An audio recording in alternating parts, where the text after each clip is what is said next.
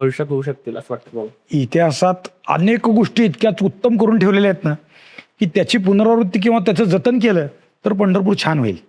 कुंडल तीर्थ या नावाचं तीर्थ मगाशी मी सांगितलं, पण आज ते पंढरपुरात कचऱ्यात बुडून गेलेलं आहे. नगरपालिकेचं लक्ष नाही किंवा नागरिकांमध्ये अवेअरनेस नाही, बुडून गेले. चक्रतीर्थ पंढरपूरच्या लोकांना माहीत नाही, वारकऱ्यांना माहीत नाही. शंखतीर्थ माहीत नाही, गदातीर्थ माहीत नाही, लक्ष्मीतीर्थ माहीत नाही, व्यासतीर्थ माहीत नाही. हे मी उदाहरण सांगतोय. हे तीर्थ जर लोकांना दाखवून दिले, याच्या कथा सांगितल्या, स्थान लोकेट केले, पंढरपूरच्या डेव्हलपमेंटमध्ये त्याला प्राधान्य दिलं तर अनेक गोष्टी होण्यासारख्या आहेत की हे आहेत. याबरोबरच कालमानाप्रमाणे काही गोष्टींची गरज आहे. पार्किंग लॉट ही गरज आहे.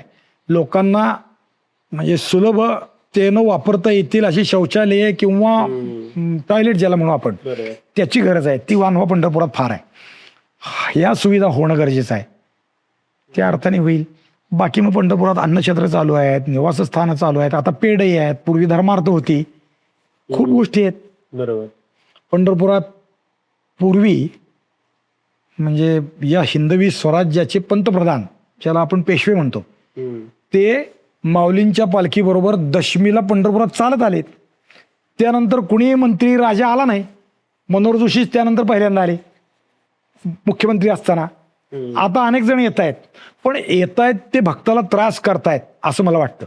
त्यांनी येताना आपला सरकारी लवाजमा ज्याला म्हणतो तो थोडा बाजूला ठेवून जर भक्त होऊन आले तर त्यांना कुठंच त्रास होणार नाही, गर्दीचाही त्रास होणार नाही, सुलभतेने जातील. जे पोलिसांचा त्रास लोकांना भक्तांना होतो तो कमी होईल. मग त्यांनी यावं पंढरपुरात, हे सगळ्याचं माहीर आहे. त्यांनी येऊ नये असं नाही, त्यांनी या गर्दीतही यावं, पण आपला लवाजमा आणि मी म्हणते हे झूल बाहेर ठेवून यावं. मग ते पंढरपूरकराला सोयीचं आहे. अनेक गोष्टी सुधारणा करता येण्यासारख्या आहेत. इथं तुम्ही लोकांना अनेक गोष्टी देऊ शकता. सावली द्या, सुखाचा निवारा द्या. मंदिरापाशी येताना लोकांना उन्हात हिंडावं लागतंय, पाय पळत जावं लागतंय, काहीच नाही, साधनं नाहीत, सरकारकडून काही सुविधा नाहीत. पावसाळ्यात तर अजून आहेत.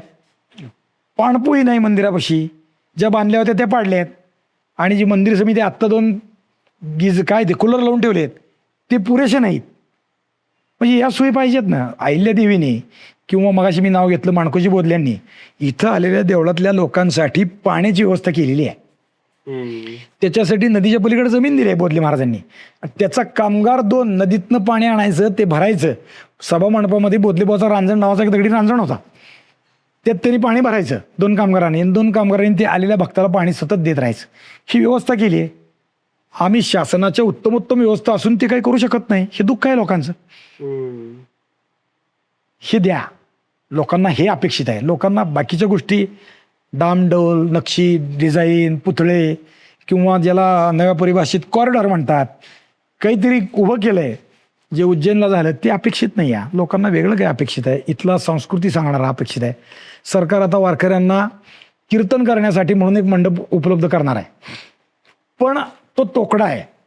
कारण मी मगाशी म्हणालो की पंढरीचे तृण पाषाण तेही देव जाणावे, तसं इथल्या घराघरातून आषाढी, कार्तिकी आणि प्रत्येक महिन्याच्या वारीला लोक निवास करतात. आणि त्या घराघरातून ज्याला भजन कीर्तन चालतं ते चालवण्यासाठी काही साधनं देता येतात का पहा ना.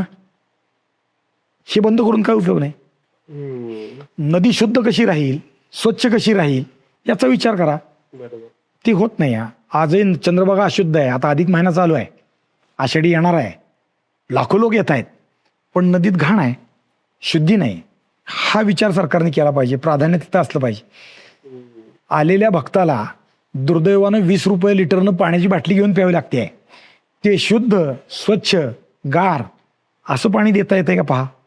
आणि मुक्त. म्हणजे ह्या सुविधा आहेत. महिला मंडळींसाठी नदीला कपडे बदलायला जागा द्या ना, 12 महिने द्या. नाही आता आपल्यापाशी आषाढी कार्तिकीला ते हिरकणी कक्ष उभा करतात, पण तो तेवढासा पुरेसा नाही.